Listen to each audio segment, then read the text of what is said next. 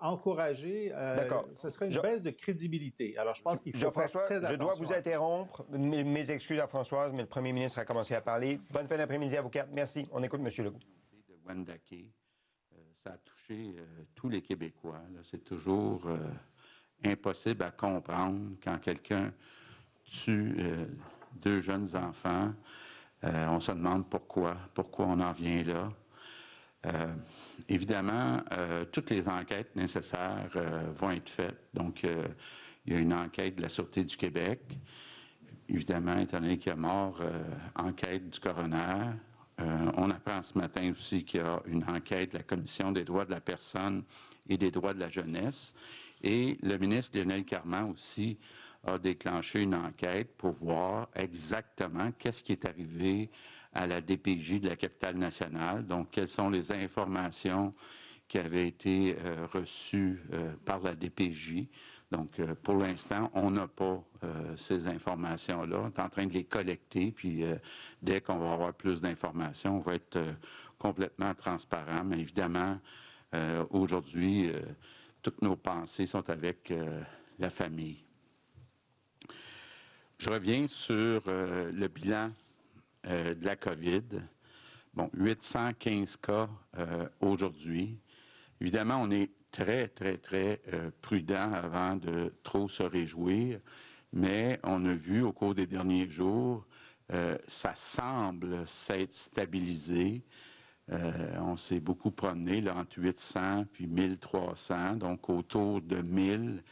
On semble pas se diriger vers 1500 ou vers 2000. Donc, encore une fois, il est tôt pour se réjouir, mais il y a tout lieu de croire que les efforts qu'on fait sont en train de donner des résultats. Donc, merci à tous les Québécois, malgré la longue fin de semaine, qui ont fait attention aux rassemblements, en particulier à Montréal, à Québec, là où il y a le plus d'infections. Par contre, on a vu d'un autre côté que le virus se propage dans des régions autres que Montréal et Québec. Donc, c'est pour ça qu'aujourd'hui, la santé publique ajoute des zones rouges. Donc, toute la Montérégie, tout le centre du Québec, toute la capitale nationale, incluant Charlevoix, toutes ces régions-là, donc, vont maintenant être rouges. Évidemment, les mesures qui viennent avec la zone rouge vont être mise en place graduellement. Je pense qu'on parle de vendredi. Puis, il y a eu une certaine augmentation du nombre de cas aussi au Saguenay-Lac-Saint-Jean qui passe en zone orange. Donc, évidemment, ce que ça veut dire, c'est qu'il faut continuer pas mal partout au Québec de faire des efforts. Il n'y a pas de recette magique, là. Il faut réduire les contacts. Et puis, la santé publique au Québec, comme à peu près partout dans tous les autres États, met en place des mesures pour réduire les contacts. Donc, on n'est pas les seuls à être obligés de subir la fermeture des restaurants, fermeture des théâtres, fermeture ou moins d'activités sportives en groupe quand il y a des contacts, moins de visites dans les maisons. Donc, la solution est simple et compliquée en même temps, c'est qu'il faut qu'il y ait moins de contacts. Bon, ce que je comprends, je ne suis pas un expert, mais à force de parler avec les experts de la santé publique, là où ça semble le plus important, c'est les rassemblements à l'intérieur de plusieurs personnes. On le voit là, de plus en plus de spécialistes disent qu'il y a quelques personnes qui infectent beaucoup de personnes. Donc, une minorité de personnes qui infectent une majorité de personnes, c'est dans des grands rassemblements quand il y a plusieurs personnes.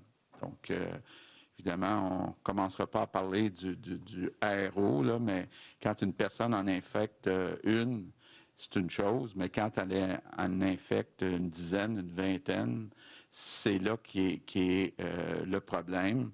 Donc, ce que ça veut dire, évidemment, c'est qu'il faut être prudent, surtout dans des lieux qui sont plus petits, même à 2 mètres, là, avec l'air, il semble que c'est possible d'infecter d'autres personnes, surtout si on est dans une salle pour plus de 15 minutes. Donc, évidemment, la salle ici est un peu plus grande, là, mais pensons entre autres aux maisons, aux plus petites places. Bien évidemment, quand il y a des rassemblements pour plus que 15 minutes à l'intérieur, on vient augmenter de façon importante les chances de contagion. Ça nous donne une petite idée de où on s'en va aussi dans les prochains mois. Évidemment, là, on n'est pas prêt d'arrêter d'interdire les grands rassemblements à l'intérieur. Donc, il faut continuer de faire des sacrifices. Je le répète, 3 bonnes raisons pour faire des sacrifices. D'abord, pour sauver des vies chez les personnes vulnérables, entre autres les personnes âgées. Deuxième bonne raison, pour permettre à nos jeunes de rester à l'école. Puis troisième bonne raison, bien, pour aider tout le personnel qui est dans le réseau de la santé. Ça fait 7 mois là, et plus qui sont vraiment sous pression. Déjà, on sait depuis plusieurs années qu'il y a un manque de personnel dans le réseau de la santé. Donc, il faut les aider pour être capable de continuer à soigner le monde. Et, bien, je vous le dis, là, ça peut être vous autres. Si vous tombez malade dans 1 mois, dans 2 mois, il faut être capable de continuer de vous soigner. Puis c'est aussi simple que se dire, bien, s'il y a des personnes dans nos hôpitaux qui sont en train de soigner des gens qui ont la COVID-19, bien, ils ne sont pas disponibles pour vous soigner. Donc, très, très important là, de limiter la pression sur notre système de la santé. En terminant, mes remerciements du jour, bien, c'est pour le personnel en laboratoire. Je ne sais pas si vous le savez, là, mais quand vous regardez l'augmentation du nombre de tests, oui, on peut avoir du personnel pour faire du traçage, mais les gens dans le laboratoire, dans les laboratoires, sont quand même limités, le nombre de personnes, donc ils travaillent très fort depuis plusieurs mois. Donc, moi, je veux dire à tout le personnel qui travaille dans les laboratoires, merci beaucoup pour votre travail, merci pour vos longues heures, ce que vous avez fait au cours des derniers mois. Donc, je termine en vous disant, bon, évidemment, on va avoir encore plusieurs mois devant nous à suivre un certain nombre de consignes, je le disais tantôt, surtout les grands rassemblements à l'intérieur, surtout quand on est plus de 15 minutes dans la même salle. Donc, il va falloir être patient, il va falloir prendre des nouvelles habitudes.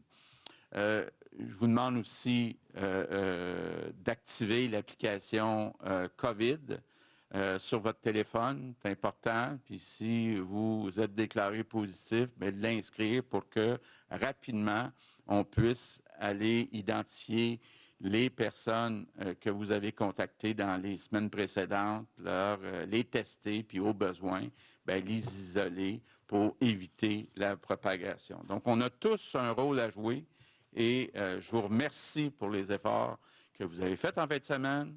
Ça semble donner des résultats. Il faut continuer au cours des prochains jours, des prochaines semaines. Good afternoon, everyone. We're seeing that the contagion seems to have stopped increasing, but we must remain very cautious. This would mean that our efforts are paying off. But the virus is spreading in more regions.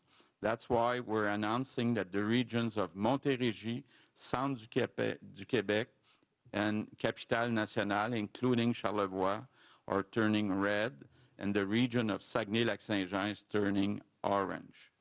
The most important thing to do is to reduce indoor gatherings.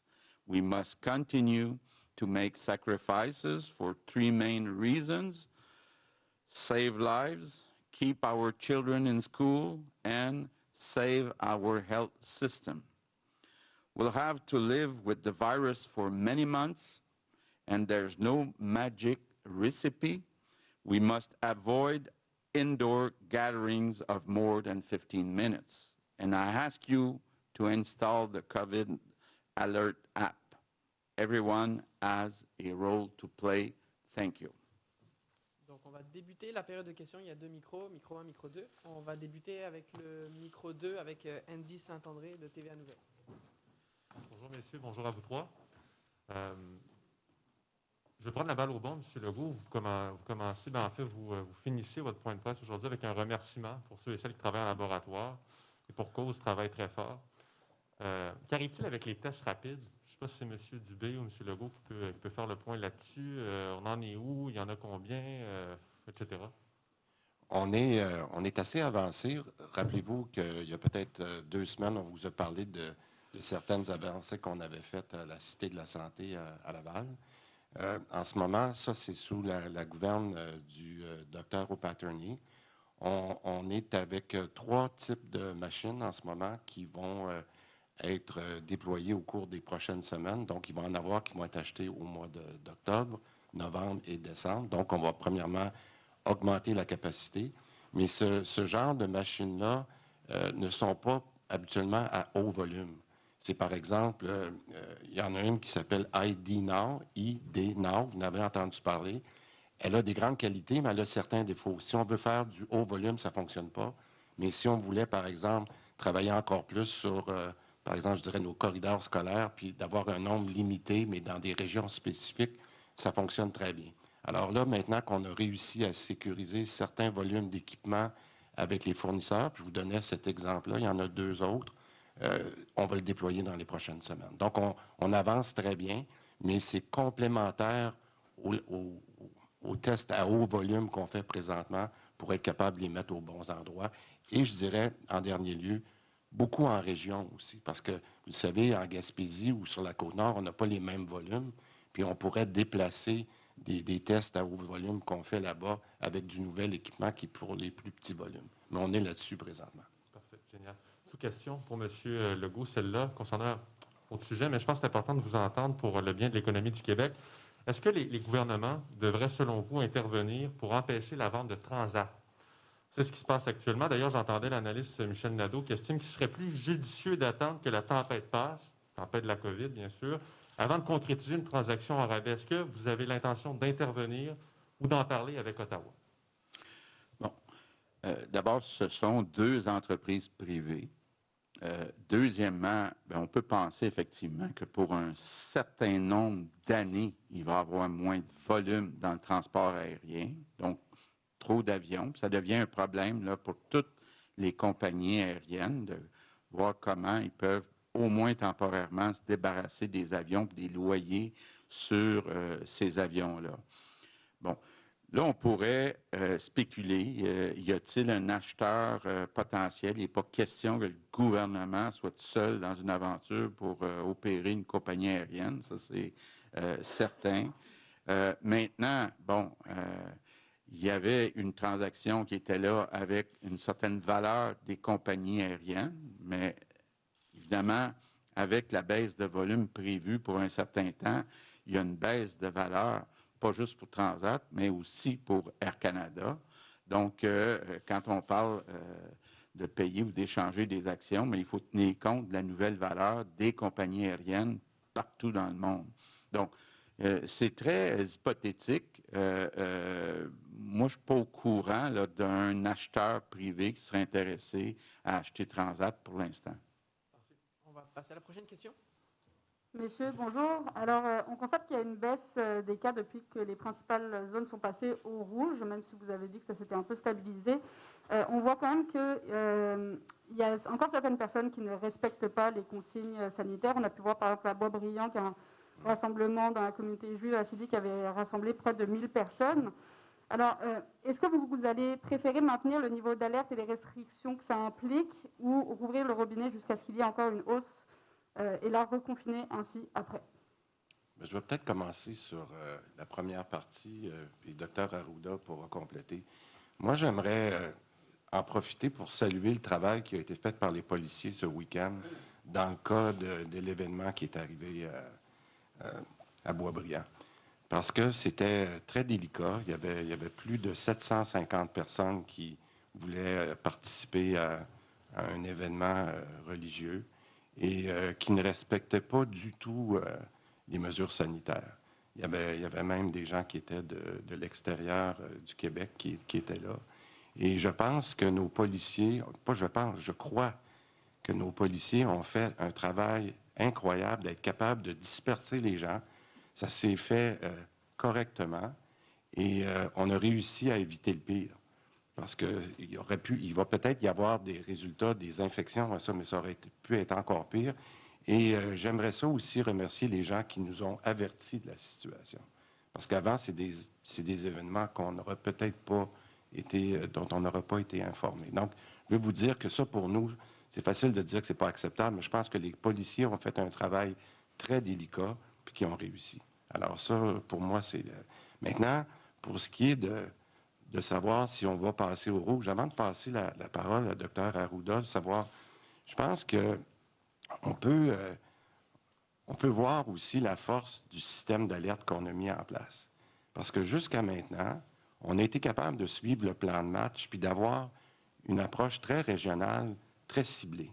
Puis peut-être que les gens disent, mais comment ça se fait qu'on est rendu? Puis quand vous regardez la carte, puis qu'on regarde l'ensemble de la vallée du Saint-Laurent, puis que vous regardez le reste, l'autre tiers du Québec qui est en orange, puis après ça, le reste en jaune, bien, je pense que c'est la preuve que ça a fonctionné de y aller, puis de fonctionner par étapes, mais aussi de garder l'équilibre entre faire fonctionner nos écoles, faire fonctionner les commerces dans certaines régions, mais en même temps de poser des gestes qui, je le dis avec beaucoup de prudence, comme a dit le premier ministre, qui fait qu'on a réussi depuis 2 semaines à au moins stabiliser. Alors, je pense que ça fonctionne. Ça serait trop facile de dire on met tout le monde en rouge, puis qu'on fait mal à des endroits qui n'ont pas besoin. Pourquoi aller fermer un restaurant au Lac-Saint-Jean ou pourquoi aller faire des gestes, par exemple, dans le Bas-Saint-Laurent, alors qu'on n'a pas besoin de le faire? Donc, on va continuer d'être très ciblé, comme on le fait en ce moment, avec la participation des gens. Moi, ce que j'ai vu ce week-end sur le Mont-Royal, les gens l'ont fait avec respect. Ils ont besoin de prendre l'air. On leur a dit, allez prendre l'air. Je pense que ça s'est bien fait. Il y avait beaucoup de monde, mais quand même, ceux qui étaient là, dans l'ensemble, ont respecté les règles. Fait que je pense qu'on va continuer d'avoir une action très ciblée si on veut que les gens continuent à respecter les règles. Puis je pense qu'on le voit depuis quelques semaines que ça semble fonctionner. Moi, je suis très satisfait. Je ne sais pas si Dr Arruda veut compléter, mais je pense qu'on est à la bonne place en ce moment. Mais il ne faut pas arrêter. Dr Arruda? Bien, essentiellement, il est trop tôt pour parler de ce qui va se passer le 28 octobre. Hein. On est 15 jours en COVID-19. C'est une éternité, si vous me permettez. Mais ce qui est clair, c'est qu'on sent, en tout cas, puis je ne veux pas me réjouir trop tôt, on sent qu'on a atteint un certain plateau. Donc, les gens ont probablement resserré leurs choses. Je pense qu'on ne pourra pas revenir à la liberté de cet été nécessairement ou des dernières périodes avec des grands rassemblements, là, tant aussi longtemps qu'on n'aura pas stabilisé la situation de façon intensive. Alors, seconde question. Monsieur Legault, on vous a entendu justement par rapport à Transat, mais je voulais savoir, est-ce que le gouvernement ou la Caisse pouvait intervenir pour encourager des investisseurs québécois à faire une offre, même si pour le moment, vous ne connaissez pas encore d'investisseurs privés qui seraient intéressés? OK. D'abord, je rappelle, là, puis on l'oublie peut-être trop souvent, le siège social d'Air Canada est à Montréal. Puis la majorité des activités de siège social d'Air Canada sont à Montréal. Donc, il faut quand même comprendre là, que c'est une compagnie québécoise qui achète une autre compagnie québécoise.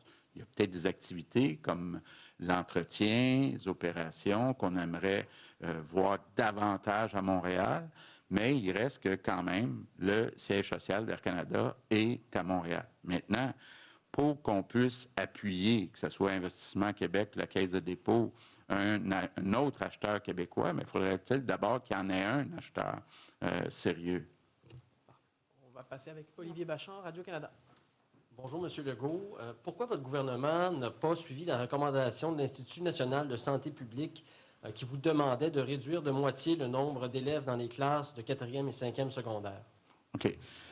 d'abord, il y a une différence entre l'INSPQ et la santé publique. L'INSPQ, c'est un organisme à part. Nous, on a suivi les recommandations de la santé publique. Ce qu'il faut comprendre, là, aussi, c'est qu'il y a des recommandations qui sont faciles à faire, mais à peu près impossibles à appliquer. Si demain matin, on dit on réduit la taille des classes de moitié, bien, ça nous prend 2 fois plus de classes, 2 fois plus d'enseignants. J'aimerais ça qu'ils nous disent où on les prend. Donc, on a choisi de le faire une journée sur 2, puis secondaire 4 et 5, mais on a suivi la recommandation de la santé publique. Et M. Trudeau a déclaré plus tôt ce matin que pour marcher sur le chemin de la réconciliation avec les Autochtones, il faut reconnaître le racisme systémique. C'est une question qui divise apparemment votre caucus. Pourriez-vous le reconnaître? Est-ce que votre opinion pourrait évoluer là-dessus? Et que pensez-vous de la déclaration de M. Trudeau? Bien, écoutez, M. Trudeau devrait savoir qu'au Québec, il y a 2 groupes. Il y a un groupe de Québécois qui disent « oui, il y a un système de racisme », puis il y a un groupe de Québécois qui disent « non, il n'y a pas de système de racisme au Québec ». Par contre, pas mal tous les Québécois disent « il y a du racisme au Québec ». Okay? Donc, il y a un groupe qui dit « il n'y a pas de racisme systémique », l'autre dit « il y a du racisme systémique », mais tout le monde dit « il y a du racisme », puis il faut lutter contre le racisme. Moi, je pense que le rôle, en tout cas mon rôle comme premier ministre du Québec, c'est de rassembler les Québécois, de poser des gestes, d'agir enfin. Je pense qu'on aurait dû agir depuis bien longtemps pour lutter contre le racisme, incluant chez les policiers, incluant dans les hôpitaux comme l'hôpital de Joliette. Donc, pour moi, là, c'est ça la meilleure approche. Bon, ce que je comprends, c'est que M. Trudeau en a une autre. C'est son choix.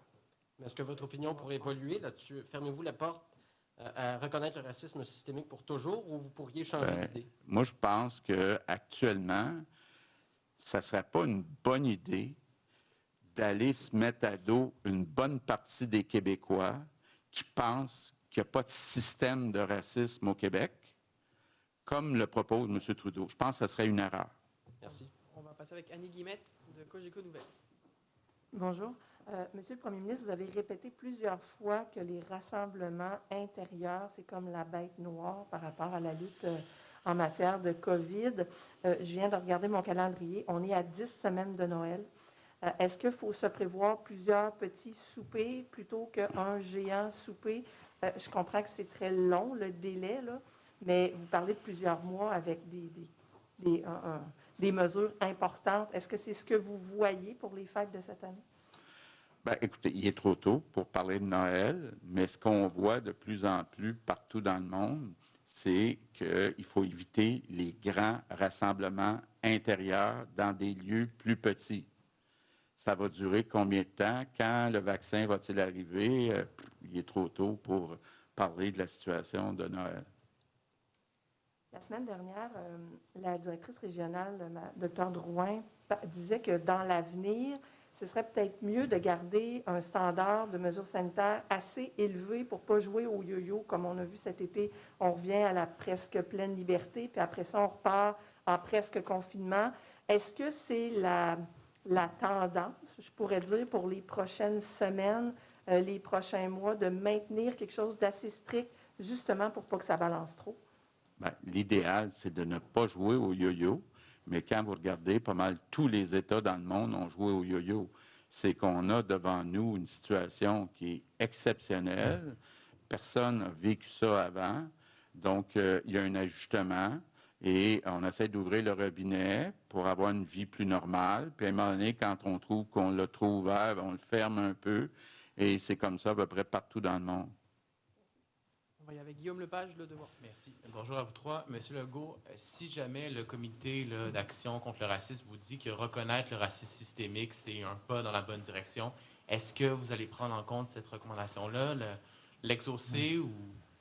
Bien, écoutez, avec DC, on peut aller jusqu'à Paris, là, mais je ne m'attends pas à ce que le groupe, pour avoir discuté avec eux autres, là, arrive à cette conclusion-là. Comme deuxième question, le premier ministre Trudeau est revenu à la charge avec avec les soins pour aînés à travers le pays en disant que ça n'avait pas de bon sens, qu'il y avait des aînés qui étaient traités différemment à travers le pays d'une région à l'autre. Vous répondez quoi à ça? Là? On comprend un peu en sous-texte qui revient à la charge avec des normes nationales. Bien, écoutez, moi, je pense que M. Trudeau joue avec le feu parce que toutes les provinces ont demandé d'avoir un transfert sans condition pour augmenter les transferts en santé aux provinces. Moi, je ne pense pas que le gouvernement fédéral devrait s'impliquer dans la gestion des CHSLD. Je pense que M. Trudeau fait une erreur de proposer des mesures centralisatrices. Je pense qu'il y a un consensus, entre autres, dans les provinces comme le Québec et l'Ontario, pour avoir plus d'autonomie sur le choix des moyens pour atteindre nos objectifs, en particulier dans un domaine de compétences comme la santé, qui est clairement un domaine de compétences provincial. On va y aller avec Lia Lévesque, la presse canadienne. Oui, pour le docteur Arruda. Il y a plusieurs spécialistes de l'Université de Montréal et McGill qui vous demandent de publier davantage de chiffres, notamment sur les taux d'infection par région et d'être beaucoup plus transparent. Il semble que ça se fait dans les autres provinces. Alors, je voudrais vous entendre là-dessus. Ces taux-là sont notamment sur le site du LISPQ, où il y a des rapports comme tels. Je ne sais pas si les gens de McGill ne les ont pas regardés. Il y a des taux, le nombre de cas par région, par réseau locaux de santé qui se retrouvent sur le site du LNSPQ. Je pense que les gens peuvent référer à ça comme tel. Les gens peuvent avoir par région et par sous-région les taux dans leur territoire. Bon. J'aurais une question pour M. Legault. Votre gouvernement a souvent évoqué depuis quelque temps le fameux plateau. Là, on semble depuis quelques jours l'avoir atteint. D'après vous, est-ce que c'est vivable à long terme, ce plateau-là, ou bien il va falloir nécessairement encore rebaisser le nombre de cas avant de pouvoir revivre un peu avec moins de mesures? Je vais laisser le Dr. Arruda répondre. Puis peut-être je commenterai après. Bien, écoutez, je pense qu'on regarde qu'est-ce qui va constituer le plateau, où vont être les cas, quelles sont les éclosions, quels sont les milieux. Si on est en capacité d'investiguer chacune des éclosions, de faire ce qu'on appelle un search and contain de façon adéquate, il est possible qu'on reste avec ce plateau-là et qu'on ouvre certains endroits fermés actuellement parce qu'ils ne seront pas générateurs de cas comme tels. Je pense qu'il y a beaucoup de si. Ça va véritablement répondre non pas d'un chiffre ou d'un plateau, mais de comment est composé le chiffre et le plateau, et surtout de l'impact, si vous me permettez, sur nos personnes âgées et notre milieu de soins. Parce que avoir des cas, mais sans hospitalisation, sans augmentation importante, c'est très différent. C'est de la transmission dans la communauté chez des gens plus jeunes. Mais quand on a des effets sur les milieux de soins, à ce moment-là, il faut prendre ça en considération pour voir qu'est-ce qu'on ouvre et maintient. Peut-être que je rajouterais juste un point. Regardez les statistiques qu'on a aujourd'hui, à 815 cas, mais on a quand même 46 nouvelles hospitalisations. Parce qu'on s'est fait suggérer, puis j'ai accepté, là, il y a quelques docteurs qui m'ont demandé de changer la façon dont on faisait notre rapport. Puis au lieu de montrer uniquement le net des hospitalisations, maintenant, on montre le brut. Combien de personnes ont rentré, puis combien de personnes ont sorti. Alors ça, je pense que c'est une bonne amélioration qu'on implante aujourd'hui. Mais ce que ça veut dire, c'est que les 46 hospitalisations que nous avons aujourd'hui, c'est des cas qui ont été identifiés il y a une dizaine de jours. Alors, le premier objectif, c'est de baisser le nombre de cas parce qu'on ne veut pas avoir des problèmes d'hospitalisation dans 5, 10 ou 15 jours. Alors, donc, c'est pour ça que votre question est très à propos, mais on répète à chaque jour, c'est aujourd'hui qui fait le succès de dans 15 jours. Et c'est comme ça qu'il faut travailler. Merci beaucoup. Ariane Lacourcière, la presse. Une petite question sur le personnel. Vous aviez promis 10 000 préposés pour l'automne. Est-ce que c'est encore réaliste d'y arriver? Puis vous aviez aussi promis un arrêté ministériel pour limiter la mobilité du personnel. On en est où? Écoutez, le défi du 10 000, il est là, puis on va le réaliser. On est juste un petit peu en bas de 7 000 parce qu'il y a eu des ajustements, mais je pense que ça a fait tellement un baume dans le réseau que tout le monde le reconnaît. Est-ce que c'est parfait? Il y a encore des ajustements, mais le premier 7 000, pour moi, c'est un très grand succès pour notre réseau. Le deuxième bloc, la deuxième cohorte de 3 000, on est un petit peu plus que 1 500 qui sont en formation en ce moment. On va continuer d'alimenter les listes parce qu'on a eu des gens qui qui sont venus par Je contribue. Alors, notre engagement de 10 000, on va le respecter, ça, c'est certain. Bon, maintenant, pour la deuxième partie de votre question, je veux que vous la reposiez parce que je veux juste être certain que je réponds correctement sur l'arrêté. Mais c'était quoi exactement votre question? Je voulais juste savoir vous en étiez où parce que c'était promis incessamment, puis disons qu'on l'attend. Oui. OK. Moi aussi, je l'attends. OK? Je vais dire ça comme ça, là, parce que je vais être un petit peu malcommode. C'est plus long que je pensais de faire l'arrêté à mon goût. Puis je vais m'expliquer. Pour être très clair, la mobilité de personnel, c'était vraiment un mode de gestion. C'était vraiment une culture de gestion dans notre réseau. Les raisons pour lesquelles c'est comme ça, est-ce que c'est des raisons qui sont là en place depuis longtemps, le contexte syndical, le manque de personnel? Il y a plusieurs raisons pour lesquelles nos gestionnaires se sont habitués à travailler avec la mobilité de personnel. Quand on a dit très clairement, puis je le répète, quand j'ai déposé le plan d'action au mois d'août, à milieu août, j'ai dit on n'a plus d'enjeu de mobilité de personnel avec les préposés aux bénéficiaires. J'ai été très clair qu'il ne devait plus en avoir là-dessus.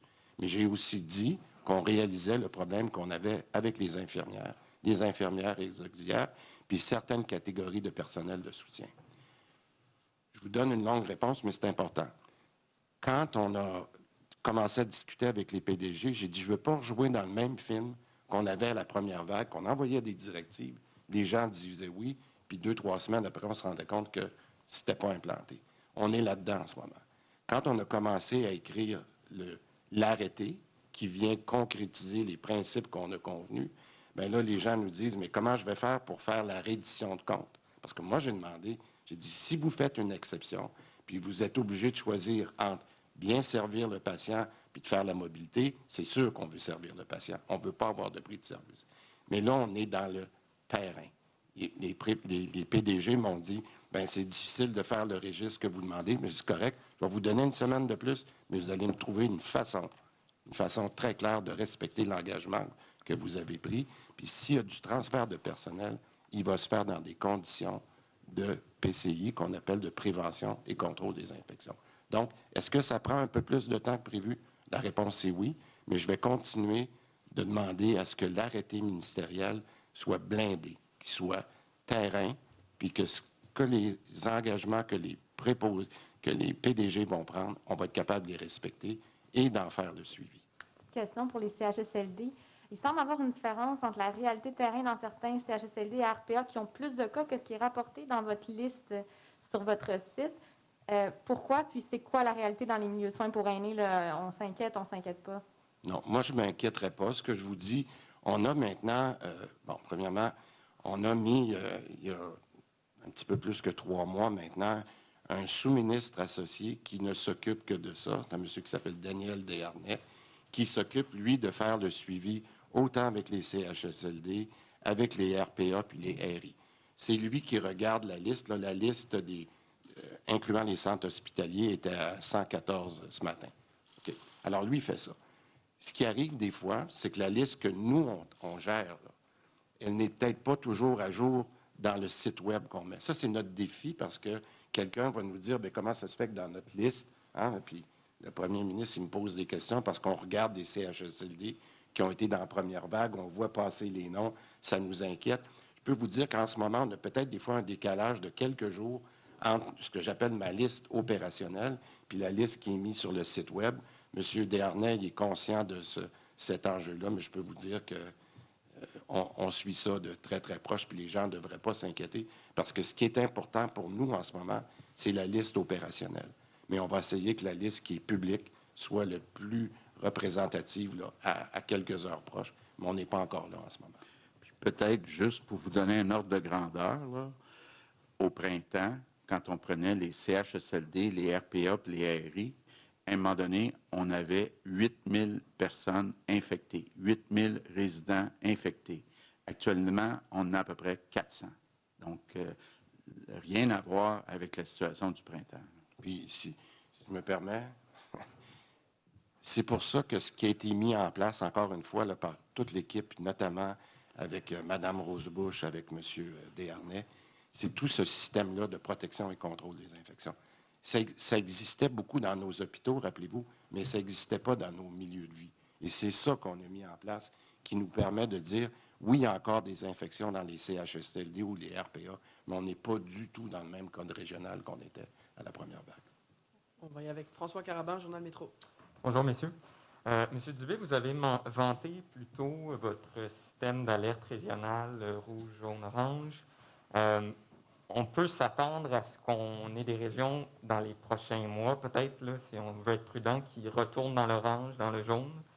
Est-ce que vous ne craignez pas avec ça un certain relâchement qui pourrait entraîner un rehaussement des cas? Et on revient au yo-yo, là. Premièrement, je préciserais que je ne l'ai pas vanté, je l'ai expliqué. Et je pense qu'il n'y a pas un système qui est parfait, mais je pense que les gens commencent à voir comment on a été ciblé par étapes. Maintenant, je ne répéterai pas ce que le premier ministre a dit. On ne veut pas faire du yo-yo. Je pense que ce que les gens apprécient, peut-être après quelques semaines, que c'est quand même assez long à inverser une tendance. Rappelez-vous pourquoi on avait parlé de 28 jours. Puis je vous donne juste une date à vous rappeler, là. On a commencé à parler du défi 28 jours. On était vers le 25-26 septembre. Ça, là, ça fait juste un petit peu plus que 15 jours. Puis le 26 ou 27 septembre, on était à 800 cas. OK? Ça veut dire que ça a pris, si on est dans une tendance, là, on a réussi, à partir du 28 septembre, monter jusqu'à 1300 cas, puis de revenir aujourd'hui à 815 cas 15 jours plus tard. Après tous les efforts de zone rouge qu'on parle, puis tous les efforts que les Québécois ont fait, ça prend du temps. Alors, c'est sûr que ce que le premier ministre a dit, on ne veut pas jouer au yo-yo. On va commencer par s'assurer qu'on a bien stabilisé la situation. Ce que j'aimerais, c'est que le deuxième bloc du mois d'octobre, qui commence dans quelques jours, qu'on pourrait continuer à baisser. Rappelez-vous, c'est ça qu'on a dit depuis plusieurs semaines. Puis quand on aura baissé de façon importante, ce que je crois qu'il va arriver parce que les Québécois vont continuer de nous appuyer, bien, rendu à la fin octobre, on regardera où on est rendu. Mais ça prend du temps, puis il faut stabiliser. Là. S'il y a un mot là, qui est important ces temps-ci, stabiliser pour ensuite baisser. Monsieur Legault, je veux revenir sur les premiers mots de votre allocution. Vous faites référence évidemment à ce drame à Wendake, un autre drame qui est sans doute lié à la DPJ, justement. On aura un rapport de la commission Laurent cet automne, le 30 novembre, si je ne m'abuse. À quand peut-on s'attendre à des changements après ce dépôt de rapport-là? Vous aviez dit que vous ne vouliez pas le tabletter. Bien, déjà, il y a beaucoup de gestes qui ont été posés par Lionel Carman. Il y a eu une baisse importante des listes d'attente dans les DPJ. Il y a eu beaucoup de personnel d'ajouter dans les DPJ. Donc, je pense que déjà, les recommandations de la commission, donc de Mme Laurent, il y en a une partie qui sont déjà appliquées, puis ils se parlent, là. Régine Laurent et Lionel Carman se parlent, c'est pas une affaire secrète, là. Plus vite on est capable de poser des gestes pour régler les problèmes, mieux c'est pour tout le monde, là. Donc, mais pour ce qui est du cas de Wendake, on va d'abord attendre de voir effectivement est-ce qu'il y a eu des drapeaux rouges d'envoyer, si oui, quand, comment, c'est ça qu'on va regarder. On va être transparent, on va tout vous dire ça. Merci. On va passer aux questions en anglais. We'll begin with Amanda Klein from CTV. Good afternoon. Bonjour. Question pour M. Dubé. Nous entendons beaucoup de gens dire qu'ils ne peuvent avoir de rendez-vous pour un vaccin contre la grippe. Tout est bloqué, les pharmacies ne savent pas quand ils vont recevoir d'autres doses. Comment garantir que chacun qui le veut peut obtenir un vaccin contre la grippe? Réponse. Nous en avons parlé à l'interne. L'objectif, c'était d'avoir tout le nécessaire entre le 15 octobre et le 1er novembre. C'était l'arrangement que nous avions avec les pharmaciens. C'est un changement, puisque avant cette année, les pharmacies fournissaient, en fait, les pharmacies étaient responsables à elles-mêmes d'obtenir le nécessaire. Maintenant, c'est nous qui le gérons. Donc, il y a un peu de doute autour de cela. Certains pharmaciens sont préoccupés qu'ils n'ont pas reçu leur lot ou pas le total de ce qu'ils attendaient recevoir. Nous pensons faire les livraisons par étapes et j'ai demandé à Mme Savoie de s'assurer que cette semaine, car c'était l'engagement, que nous pouvions commencer à envoyer tout cela aux pharmacies. Mais je crois que la situation est maîtrisée, mais c'est vrai que c'est un changement. Et c'est peut-être normal, là où vous savez que les propriétaires des pharmaciens sont un peu préoccupés en lien avec le changement de gestion. Mais je pense que c'est un bon changement. Question. Donc, tout va se passer, mais ça va être plus long? Réponse. Écoutez, ça ne donne rien d'envoyer les nécessités pour 3 mois. On peut l'envoyer par 2 semaines à la fois. C'est ça le débat, le cœur du débat. Nous en avons parlé, je crois, vendredi dernier. Et nous voulons nous assurer que tout soit bien fait. Question. Certains hôpitaux ont des taux de mortalité plus faibles qu'ailleurs dans le monde. Comment comprendre leur succès? Et qu'allez-vous faire pour soutenir les travailleurs dans cette deuxième vague? Question. Vous voulez dire au Québec? Réponse. Oui. Réponse. Je suis content que parfois, nous avons de bons résultats, surtout cette fois-ci. Laissez-moi revenir.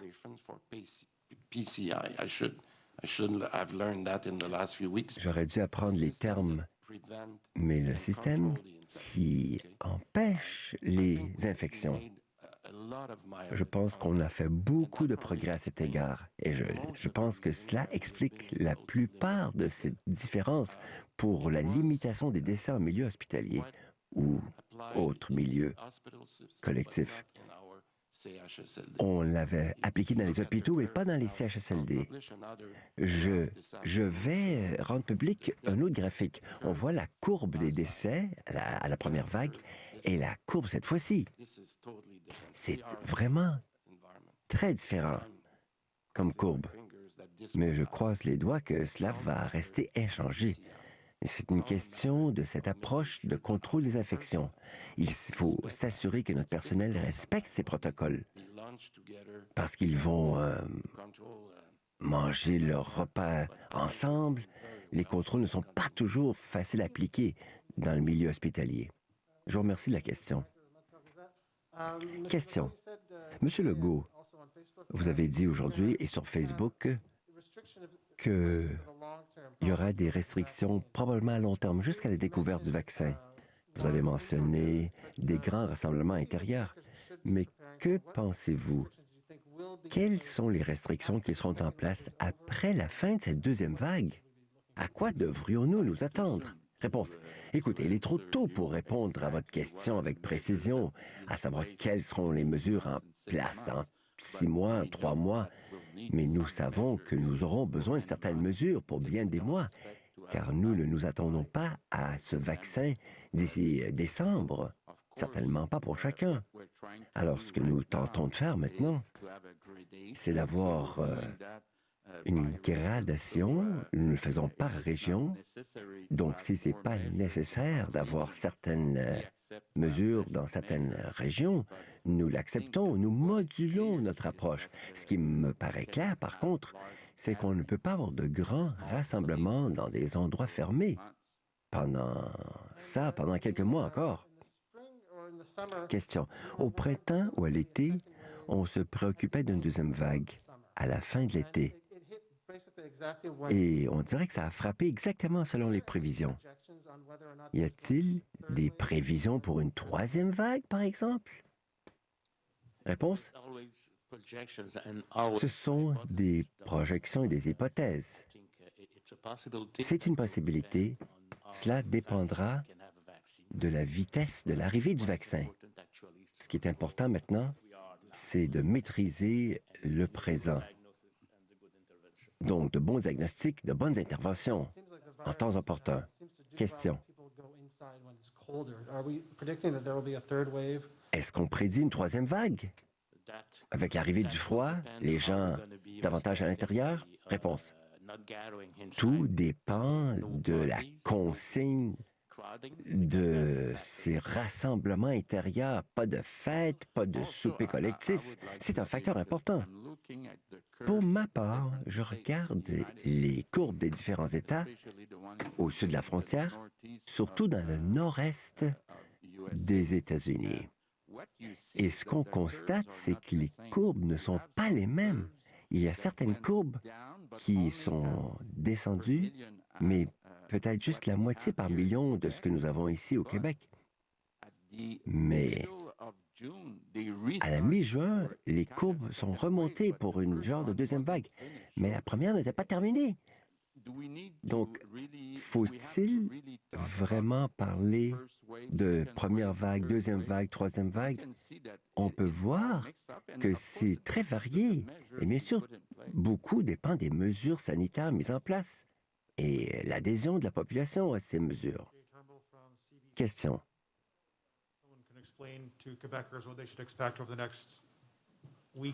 À quoi les Québécois devraient-ils s'attendre dans les semaines et les mois à venir? On est le 28 octobre, la zone rouge à Montréal. C'est fini. Bon, c'est quoi? Si les chiffres augmentent, on retombe en zone rouge. À quoi on peut s'attendre? C'est quoi les scénarios? Réponse. Nous savons qu'il faudra encore porter le masque. Il faudra encore ce geste barrière des 2 mètres. Et ce que j'ai dit aujourd'hui, on dirait que les grands rassemblements à l'intérieur, il est bien possible que cela soit interdit pendant quelque temps encore. Question inaudible. Réponse. Les restaurants, quelle taille? Quelle taille de restaurant? 150 personnes assises dans un restaurant. Ce sera interdit, possible? Qu'en pensez-vous?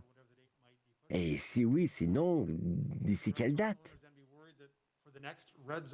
Les propriétaires de restaurants doivent-ils craindre un autre retour à la zone rouge? Réponse. Tout dépend de la région. La taille du restaurant compte pour quelque chose. C'est pas facile.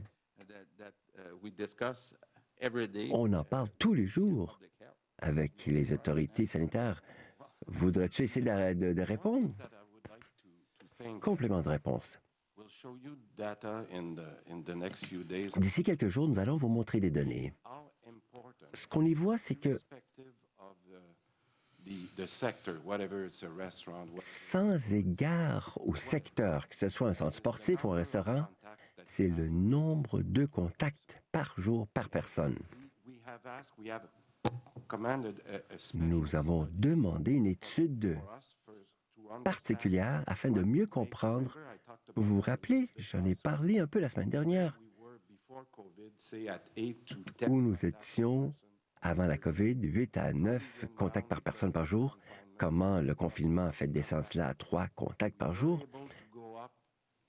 On a pu remonter à 6 ou 7 contacts avec cette combinaison de confinement et les mesures dont on a déjà parlé. Et quand vous verrez l'étude, car nous avons demandé d'autres questions à la base de données, et vous verrez que ce n'est pas uniquement une question du secteur, mais le nombre de contacts par jour et le nombre de contacts qu'on peut éliminer. Quand nous le voyons, quand on en parle, premièrement, je pense que nous convaincrons les gens que le travail que nous faisons, c'est-à-dire nous, les Québécois, nous faisons un très bon travail, car on se concentre sur la réduction des contacts. Par la suite, il ne nous sera plus facile de continuer avec ce que nous faisons. Mais nous allons rendre publiques ces études dans les jours à venir. Et ça, c'est vraiment un facteur très important pour mieux comprendre la dynamique. Question. Vous êtes propriétaire de restaurant, vous avez un théâtre, vous avez une salle de cinéma. Est-ce que ce défi de 28 jours qui prend fin le 28 octobre, pouvez-vous nous dire qu'on va éviter une autre zone rouge? Réponse, non, je ne puis garantir cela.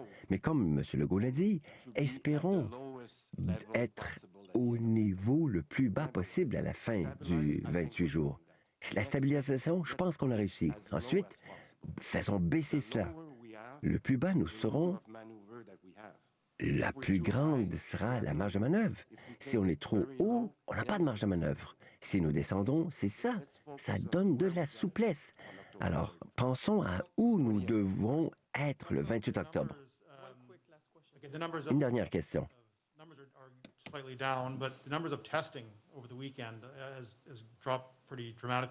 nombre de diagnostics a chuté cette longue fin de semaine d'Action de grâce. À quel point le nombre de diagnostics par jour influe-t-il les statistiques? Réponse. Tout dépend si le décompte chute dans une région à haute prévalence ou ailleurs où il n'y a pas beaucoup de cas. C'est un facteur. Bien sûr, nous avons observé à la fin des fins de semaine qu'il y avait un petit peu de creux quant à la fréquence des diagnostics ou des tests de dépistage. Mais indépendamment du week-end, les choses s'aplanissent. En tout cas, nous redistribuons ces cas dans le graphique pour l'ajuster. Donc, je ne pense pas que c'était comme avant. Il y a de la variation, c'est vrai, je vous l'accorde, mais on n'est pas à 10 000 ou 6 000, on est au-delà. We'll go with Gloria Enriquez from Global News. Bonjour. Je voulais vous demander sur la nouvelle cohorte des préposés. Et il y en a beaucoup qui disent ne pas être payés ce qu'on leur a promis et n'ont pas les conditions promises. Et donc, il y en a beaucoup qui décrochent. Réponse. Je vais le répéter, peut-être pour la 25e fois. Ils vont recevoir le salaire promis, à savoir 49 000 par année. Deuxièmement, je pense que sur les 7 000 personnes qui ont commencé à travailler il y a quelques semaines, je pense qu'il y a 30 qui ont décidé de quitter la profession. Et c'est normal. C'est un travail difficile. C'est exigeant. Question. Il y en a qui disent ne pas lâcher tout de suite, mais ils y pensent. Parce qu'on leur a promis 26 de l'heure, ils reçoivent 20. Réponse. Mais ce n'est tout simplement pas vrai. N'oubliez pas qu'il faut tenir compte que nous sommes en négociation avec les syndicats. Deuxièmement, il est clair que maintenant, ils reçoivent 26 avec la prime. Dès que la convention collective sera signée, ils vont recevoir le 26 dans leur salaire de base. Mais ils vont recevoir le 49 000 C'est clair. Je ne sais pas comment le répéter une autre fois. Pour moi, c'est très, très clair, vraiment. Une dernière question pour M. Dubé. Pourriez-vous répéter vos commentaires sur comment cela pourrait finir et ce qu'on a vu sur le Mont-Royal récemment? Réponse. Je crois avoir dit que nous voulons vraiment respecter et rendre hommage aux Québécois quant à leur comportement, leur adhésion aux mesures sanitaires. Je donnais l'exemple du nombre de personnes qui étaient sur le Mont-Royal cette fin de semaine. Et moi, je dirais que 99% d'eux étaient dans les grands groupes, mais il y avait beaucoup de gens. Mais je pense qu'on a constaté, moi je l'ai vu, une image différente de ce qu'on aurait pu voir au Tam-Tam il y a quelques semaines. Les gens prenaient leur distance, néanmoins. Et moi, j'aimerais féliciter les Québécois. Je sais que c'est décevant car ils n'ont pas tant de gens où se rassembler. Il y en a qui refusent d'aller. Mais il nous faut empêcher une trop grande densité dans les groupes. Donc ça, c'est le premier élément. Deuxièmement, nous avons encore des personnes qui ne suivent pas les règles. On le voit, on l'a vu à Boisbriand cette fin de semaine. Et j'aimerais rendre hommage aux policiers et aux policières qui ont fait un excellent travail à disperser plus de 750 personnes qui se rassemblaient pour un événement de nature religieuse. C'était une erreur. Il ne fallait pas se rassembler pour cette raison. Et j'aimerais vraiment remercier les policiers, les policières. Ça aurait pu être pire.